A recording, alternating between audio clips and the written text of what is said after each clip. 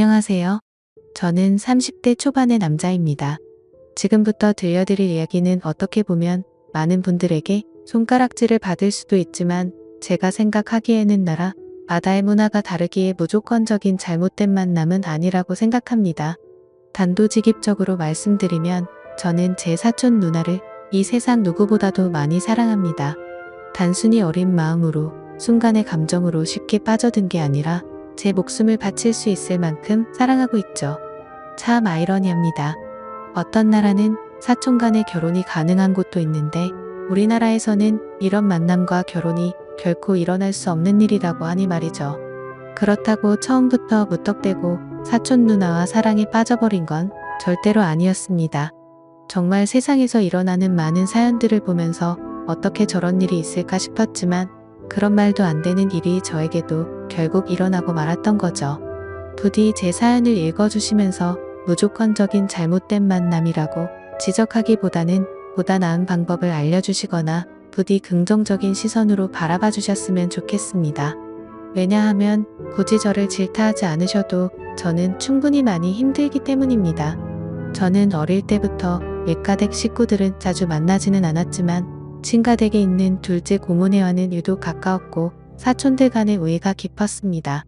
둘째 고모가 저희 아버지와 어릴 때부터 너무 잘 지내왔기에 그런 환경이 조성되었던 거죠. 아무튼 둘째 고모네는 고모부께서 외국에서 사업을 크게 하셨기에 형편이 아주 좋았습니다. 그래서 여름 휴가나 겨울 휴가 때 항상 저희 집으로 딸들을 데리고 오시곤 했었죠. 그것도 잠깐 와서 며칠 정도를 지내고 가는 수준이 아니었고 한번 내려오면 방학 기간이 끝날 때까지 오랜 시간을 머물고는 했었습니다. 그때는 그런 방문이 좋기도 하면서도 정말 싫기도 했었습니다. 어린 나이에 혼자 놀지 않아서 좋기는 했지만 TV를 보려고 할 때면 박 터지게 싸우고 그랬기 때문이죠. 심지어 저는 외동 아들이어서 혼자였는데 고모네 딸은 3명이었습니다. 첫째 누나는 저보다 2살이 많았고 나머지 동생 둘은 저와 동갑과 2살 아래였었죠. 그래서 같이 친하게 잘 놀다가도 막상 싸우기만 하면 저 혼자 3명에게 둘러싸여서 엄청 울었던 기억이 나네요. 그리고 첫째 누나가 저보다 나이도 많았었고 그때 당시에는 누나가 저보다 키도 컸고 힘도 강했기 때문에 저는 말 한마디 대꾸도 할 수가 없었고 억울한 감정이 많이 들었습니다. 어떻게 보면 집주인이 손님한테 안방을 빼앗겨 버린 그런 기분이었던 것 같네요. 아무튼 그렇게 몇 년 동안을 고모네 식구들한테 당하다 보니 저는 너무 짜증이 났었습니다. 학교를 다닐 때는 충분한 시간이 주어지지 않아서 실컷 놀지 못하다가 방학에 실컷 놀려고 하면 고모네가 와서 사촌들에게 제 놀이수단을 모든 걸 빼앗겼기 때문이었죠. 지금 생각해보면 그때는 제가 사촌 누나보다 키가 커지고 힘이 강해지면 꼭 복수하리라고 이를 갈았던 것 같습니다. 그만큼 사촌 누나에 대한 증오와 분노심이 컸었던 거죠. 그런데 결국에는 제 바람과 달리 그런 복수는 이루어질 수가 없었습니다. 왜냐하면 그렇게 친하게 지내던 고모네는 고모부와의 상의 끝에 미국으로 이민을 가기로 했기 때문이었죠. 그렇게 저는 나름대로 평화를 쟁취하게 되었고 나이가 들어갈수록 그런 기억들은 희미해져 갔습니다. 물론 몇 년 동안 친남매들처럼 아주 가깝게 지냈었기 때문에 한 번씩은 연락을 주고받고는 했었죠. 하지만 고모네 첫째 딸인 사촌 누나와는 단 한 통의 연락도 주고받지 않았습니다. 왜냐하면 어릴 때 증오심이 쉽게 가시지 않아서 그랬던 건 아니었고 사촌 누나는 이민을 가서도 혼자서 어린 나이에 독립을 하게 되었고 자취를 했었다고 하더라고요. 그래서 굳이 따로 사촌 누나에게 연락하고 싶은 생각도 없었기에 자연스럽게 연락을 주고받지 않았던 거죠. 아무튼 그렇게 어릴 때 있었던 모든 기억들이 희미해질 만큼 시간이 흘렀고 저는 20살이 되었습니다. 남들과 다르지 않게 평범한 삶을 택하게 되었기에 그저 그런 평범한 4년제 대학교를 들어가게 되었죠. 삶이 미지근했던 저는 1년 동안은 대학 생활을 대충 어슬렁 다녔습니다. 그러고서 빠르지도 느리지도 않게 곧바로 군대를 다녀왔습니다. 군대에서 지내다 보니 제 인생에 대한 회의감이 절실하게 느껴졌고 저는 곧바로 편입을 위해 재수를 하게 되었죠. 다른 사람들은 저녁 이후에 대부분 군대에서 보낸 시간을 보상받는다는 명목하에 사람들끼리 어울려서 술을 마시고 흥청망청 놀 시간에 저는 그러지 않았습니다. 저는 정말 1년이란 시간 동안 정신이 나간 사람처럼 공부를 했습니다. 친구들이 제게 독하다고 욕을 하고 저주를 퍼부을 정도였습니다. 솔직히 그런 게 내 인생에 도움을 주는 건 전혀 없었기에 가볍게 무시했었죠. 그래서 엄마의 휴대폰을 잠시 사용해서 연락이 안 될 거라고 통보를 한 뒤에 제 휴대폰은 개통조차 하지를 않았습니다. 그때 당시에 제 하루 일과는 정말 처절했습니다. 잠을 자다가 일어나면 공부로 시작해서 밥 먹는 시간과 화장실을 가는 시간을 제외하고는 오로지 하루 종일 공부만을 하면서 시간을 보냈습니다. 그로 인해서 코피는 하루라도 안 흘리면 이상할 정도였었고, 여름에는 하루 종일 앉아있는 탓에 엉덩이에 땀띠가 너무 심각해져서 병원까지 다닐 정도였었죠. 그렇게 1년 동안 공부를 열심히 한 끝에 수능을 보게 됐습니다. 결과는 생각보다는 잘 나왔지만 결국 정말 아주 아쉽게 제가 바라던 대학교에는 떨어지고 말았습니다. 그래서 두 번째 지망하던 학교를 가느냐 아니면 1년을 더 준비를 하느냐의 기로에 서게 되었죠. 사실 말이 기로에 서게 된 거였지 제 뜻은 확고했었습니다. 공부를 시작할 때 목표는 오로지 한 곳이었기 때문이죠. 하지만 부모님의 눈에는 제 모습이 너무 처참했기에 제게 그 정도면 됐다며 두 번째로 지망한 학교로 가라고 하셨습니다. 저 또한 너무 힘든 1년을 지나왔기에 포기하고 싶은 마음도 굴뚝 같았죠. 하지만 결국 저는 고집을 부렸고 1년을 더 준비하기로 했습니다. 고통의 시간은 또다시 시작되었고 또다시 수능을 앞두고 어머니께서 오시더라고요. 어머니는 본인도 미신은 절대로 안 믿는데 지푸라기라도 잡는 심정으로 계명을 하는 게 어떻냐고 하시더군요. 저를 위해서 매일같이 기도를 드리러 다니시다가 만난 분에게 제 이야기를 했더니 이름이 뭔가 제 앞길을 자꾸만 가로막는다며 계명을 권하셨다고 하더라고요. 별로 고민할 것도 없었고 그러자고 했습니다. 제 이름에 큰 미련도 없었거니와 조금의 가능성이라도 더 생긴다면 뭐라도 하고 싶었으니깐요. 그리고 도저히 이 지옥 같은 시간을 더 이상은 할 자신이 없었거든요. 그렇게 계명을 하고 나서 저는 또다시 수능을 치르게 되었습니다. 결론을 말씀드리면 꿈은 이루어졌습니다. 제가 그토록 원하던 대학교에 합격을 하게 되었던 거죠.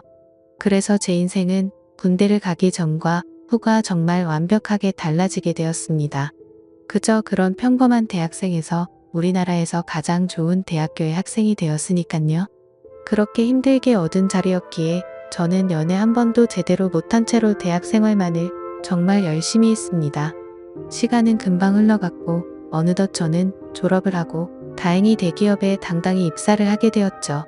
처음 회사를 입사하고는 모든 게 낯설었고 힘든 시간의 나날들이 이어지더군요. 하지만 이곳 직장도 사람들이 사는 곳이라 그런지 점차 익숙해져 갖고 사내 커플이 있었는데 그 커플을 보고 있으니 저도 모르게 외로운 마음도 들기 시작하더라고요.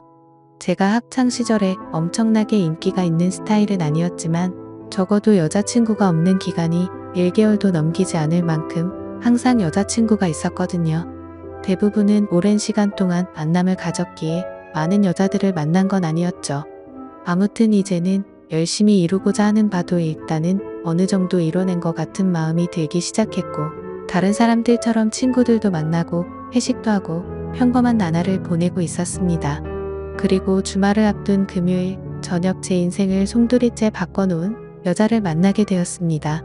그날은 모처럼 회사를 마치고 친구들과 강남에 있는 술집에서 자리를 가졌고 술에 취한 나머지 평소에 거들떠도 보지 않던 감성주점의 술집으로 향했습니다. 그곳은 나름대로 헌팅을 하기에 자연스러운 분위기에 춤도 추고 술도 마시는 클럽 음악이 나오는 술집이었죠. 저는 시끄러운 곳은 그렇게 좋아하지 않는 성격이어서 별로 재미가 없었습니다. 그런데 참 눈이 즐겁긴 하더라고요. 어린 사람들이 신나게 꾸미고 와서 그런지 하나같이 잘생기고 예쁜 사람들 투성이었죠. 그렇게 한참을 놀다가 제 눈에 띄는 한 사람이 있었는데 그녀를 보자마자 첫눈에 사랑에 빠지는 기분이 들었습니다. 왜 그렇게 생각할 정도였냐면 저는 평생 여자에게 번호를 물어본 적이 없었는데 그 여자를 놓치고 싶지 않은 마음에 정신이 나갔던 건지 저도 모르게 그녀에게 다가가서 대뜸 번호를 물어봤던 거죠. 그녀는 시끄러운 소리에 네? 라고 되물었고 저는 다시 한번 번호 좀 알려주실 수 없냐고 물어봤습니다. 그러자 그녀는 죄송한데 남자친구가 있다며 정중하게 거절을 하더라고요. 그때 돌아섰으면 됐을걸? 자존심 구겨지게 친구로라도 지내고 싶다며 재차 물어봤습니다. 그녀는 다시 한번 죄송하다고 하고는 그 자리를 떠나더군요. 생애 처음으로 번호를 따본 거였는데 거절을 당해서 너무 창피해 죽겠더라고요. 쥐구멍이라도 숨고 싶은 심정이 이런 건가 싶었습니다. 그런데 그런 창피한 감정보다도 그녀의 연락처를 받지 못한 게 더 상심이 컸습니다. 또다시 다가가서 말을 걸면 이상한 사람으로 볼까 봐서 차마 다가가진 못했죠. 그렇게 조용히 술을 마시면서 그날 그곳에서 오로지 그녀만 쳐다보다가 집으로 돌아갔습니다. 집에 와서도 용기를 다시 내볼 걸 그랬나 생각도 들었고 정말 아쉬운 마음에 밤새도록 잠을 설쳤었던 기억이 나네요. 사실 스쳐가는 인연이라고 생각하면 며칠 정도 지나면 금방 잊혀져야 정상인데 그로부터 3달 정도가 지났을 무렵에도 문득 그때 그날의 그녀가 생각나서 환장할 노릇이더라고요. 해변가에서 모래벌판에서 바늘 찾기라도 하는 심정으로 3달 사이에 10번도 넘게 그곳에 다시 가봤었습니다. 하지만 결코 다시 마주칠 수가 없어서 운명이 아닌가 보다 하고 포기하고 있었죠. 그렇게 아무 생각 없이 탕비실에서 커피를 타고 있다가 옆을 봤는데 드라마에서 보는 장면처럼 저는 너무나도 깜짝 놀라서 커피를 떨어뜨리고 말았습니다. 왜냐하면 그토록 찾아 헤매던 바로 그녀가 제 눈앞에 있었으니깐요. 그녀는 저를 보면서 이 사람이 왜 이러지 싶은 표정으로 저를 쳐다보고 있었고 저는 혹시라도 커피가 튀었을까봐 죄송하다고 고개를 숙여 사과를 했습니다. 그러자 그녀는 생긋 웃으며 저는 괜찮다며 본의 아니게 놀라게 해드려서 죄송하다고 하더라고요. 그렇게 어색한 인사를 뒤로하고 그녀의 명찰을 보니 저희 회사 명찰을 달고 있었습니다. 이게 웬걸 정말 하늘에서 내려준 운명이 이런 거구나 싶어서 너무 기뻤습니다. 기쁜 마음을 최대한 가라앉히며 조심스럽게 그녀에게 물어봤죠. 혹시 이번에 신입 공채로 들어오신 거냐고 물어보자 그녀는 고개를 끄덕이면서 잘 부탁드린다고 대답을 하더군요. 다행스럽게도 몇 달 전 제가 번호를 물어본 사람인 건 전혀 모르는 눈치더라고요. 저는 그 순간 이 모든 상황이 너무 꿈만 같았고 제가 그녀로 인해 고민하는 걸 상담해주던 친구에게 곧바로 전화를 걸어서 다투지종을 설명해줬습니다. 친구의 반응도 어떻게 그런 일이 있을 수가 있냐며 말도 안 된다고 말하면서 놀라더라고요. 아무튼 그날 이후로는 회사에 출근하는 발걸음이 그렇게 행복할 수가 없었습니다. 그리고 그와 동시에 슬픈 마음도 쉽게 가시지가 않았죠. 왜냐하면 그녀의 손에는 커플링으로 보이는 반지가 끼어져 있었고 그동안 멍청하게 잊고 지냈던 생각이 들었습니다. 그녀는 제게 남자친구가 있었다고 한 사실이었죠. 사실 기억을 못하지는 않았지만 연락처를 달라고 하면 대충 거절하려고 남자친구가 있다고 거짓으로 대답하는 그런 거라고 믿고 싶었던 것 같습니다. 그렇게 또다시 저는 그때 감성 주점에서 멀리서 쳐다만 보고 있던 제 자신을 또 보고 있는 기분이었죠. 그때 그런 생각이 들었습니다. 골키퍼가 있다고 골이 안 들어가나? 결혼을 한 것도 아니고 법적으로 문제가 되는 것도 아닌데 최선을 다해보자 싶더라고요. 저에게는 끈기와 노력이라는 제 자부심이 있었기에 그때부터 또다시 저는 불타올랐습니다. 하지만 도가 지나친 관심과 행동은 최대한 지양하였고 업무를 핑계 삼아서 가끔씩 찾아가서 업무에 대해 물어보면서 은근슬쩍 제 존재를 각인시켰습니다. 그렇게 시간은 천천히 흘러갔고 그러던 중 부서 간의 회식 자리가 잡혔습니다. 그토록 기다리던 시간이었는데 드디어 기회가 왔구나 싶어서 기분이 좋았죠. 며칠 뒤 회식이 있는 날 저는 정신을 바짝 차리고 술을 마셨고 그녀와의 사이를 더욱 가깝게 하기 위해서 최선을 다해 빈틈을 노리고 있었죠. 그러던 중 너무 긴장하면서 술을 마셔서 그런 건지 배가 아파서 화장실을 갔습니다. 볼일을 보고 있는데 바깥에서 남자 소리가 들리더군요. 너 옆 테이블에 있던 신입사원 얼굴 봤냐고 묻더니 우리 회사에 저런 미녀가 언제 들어왔냐면서 내가 고백해볼까? 이런 식으로 웃으면서 그녀에 대한 이야기를 하고 있더라고요. 그 말을 듣는 순간 기분이 너무 불쾌했지만 뭐라고 말할 수는 없었습니다. 제가 남자친구도 아닐 뿐더러 사실 제가 첫눈에 반할 정도였으니 다른 남자들이 볼 때도 당연히 호감이 갈 수밖에 없겠구나라는 생각이 번쩍 들었던 거죠.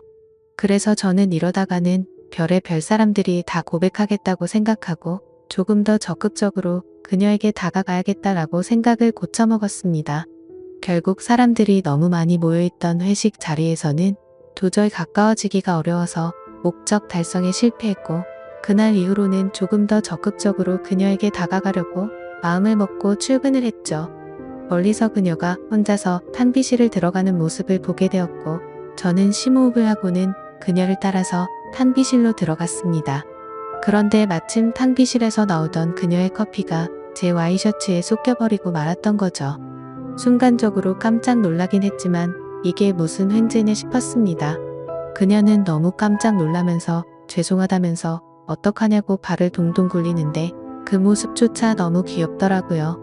당황해하던 그녀는 제 옷을 빨아서 드라이 클리닝까지 해서 가져다 드릴 테니 자신에게 달라고 하더군요.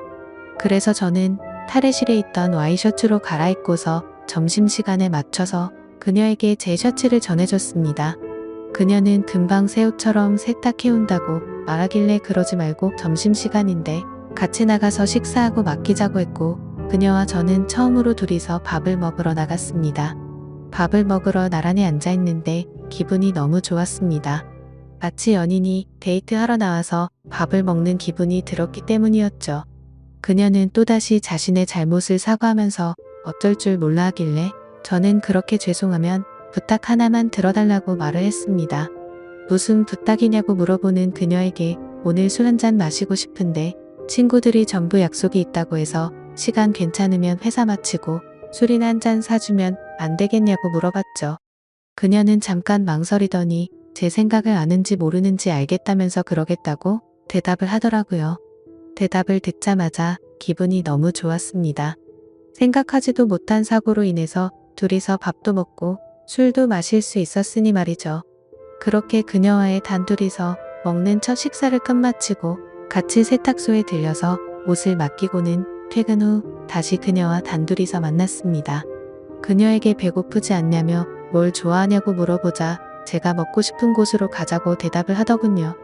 그래서 어디로 갈지 고민하는 척을 했지만 사실 이미 그녀와 갈 곳은 정해져 있었습니다.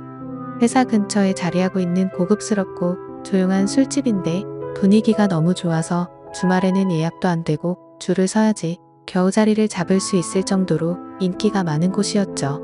그날은 평일이었기에 저는 둘이서 조용히 있기 위해 조용한 창가 쪽으로 미리 예약을 해두었지만 괜히 그녀에게 제 속이 보일까 봐서 종업원에게 자리가 없는 척 그곳으로 안내해달라고 미리 부탁을 해두었습니다.